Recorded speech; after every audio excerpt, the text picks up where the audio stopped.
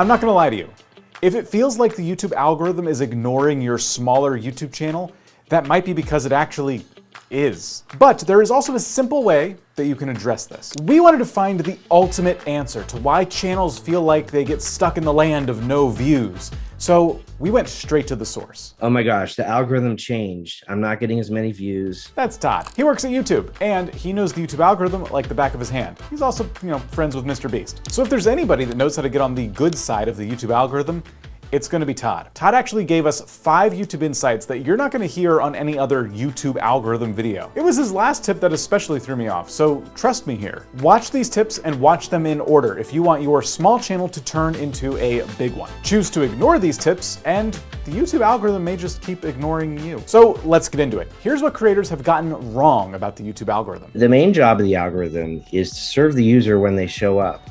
A lot of creators think about things from the creator perspective. Oh, well, I make a video and then YouTube pushes it out to a bunch of people. For the most part, recommendations and search don't get pushed out. They get kind of pulled from viewers. So in other words, it's the YouTube viewer that actually gets to summon the YouTube algorithm. But if that's the case, how can you as a creator make sure that your video is the one to show up? We use the watch history as probably the most important signal that we know about a viewer to figure out what they might want to watch next. And here we're actually getting a little bit closer to that answer. It is watch history that you need to be worried about. If you want your videos to be pulled by the YouTube algorithm, then you need to get into somebody's watch history. As we know, that's easier said than done. Now, if you already have a few subscribers, there's a good chance that they are the ones to watch your videos, and therefore you end up in their watch history. But what if you're starting at 0 and the algorithm has no idea who best to pair your videos with in the first place? When we have absolutely no behavioral data,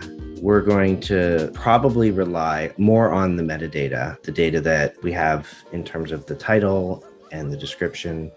And I would say search is probably the first place for fresh videos. You upload a brand new video around Minecraft, we're going to consider that video when somebody searches for Minecraft based on the title and description. Okay, so this is helpful. YouTube search, your title and your description, these are things you can be focused on to start bringing in those new viewers when you're starting from 0. But maybe you feel like you're already doing this and yet you're still struggling. What else could possibly be wrong? Todd had an answer to that too. I would discourage creators from trying to compete in the most competitive spaces in the world. And so rather than go after the Minecraft query, for example, you might want to find a niche that isn't already being served by a million other videos. As you search around, maybe use Google Trends, spend time looking at what viewers see and see where can you produce the best video that's going to be better than what's already there, because that's where the opportunity is. I love it that an employee at YouTube is calling a spade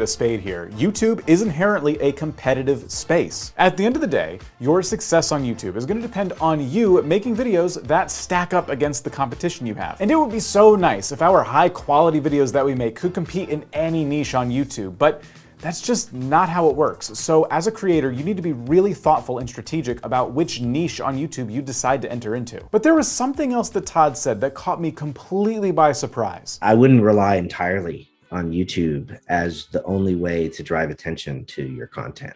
Identifying other places where your content might be relevant could be everything from Facebook groups, Discord servers, Twitter, etc. Seed your video in places where you are going to get some watch history and kickstart that signal. Todd is debunking a huge myth here. Contrary to popular belief, you actually should be promoting your small videos on other platforms outside of YouTube. Now, obviously that doesn't mean you should go around to every subreddit and Discord server you find and just spam your video links all over the place.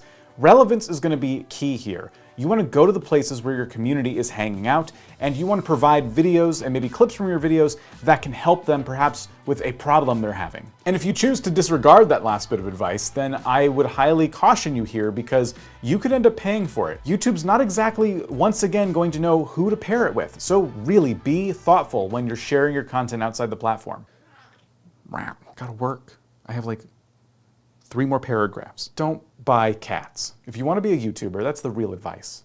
Don't do it. And for those of you who aren't really keen on the idea of sharing your videos outside of YouTube and doing all that legwork, Don't worry, this isn't something you necessarily have to do forever. You're just doing this at the beginning of your journey to give the algorithm a little bit of a nudge in the right direction. Once you get a bunch of people that have your videos in their watch history and they're your ideal viewers, the YouTube algorithm can step in and do the rest. Now, these are all valid strategies, but one strategy I wouldn't recommend is chasing a viral hit video. And this video on the screen now will explain exactly why.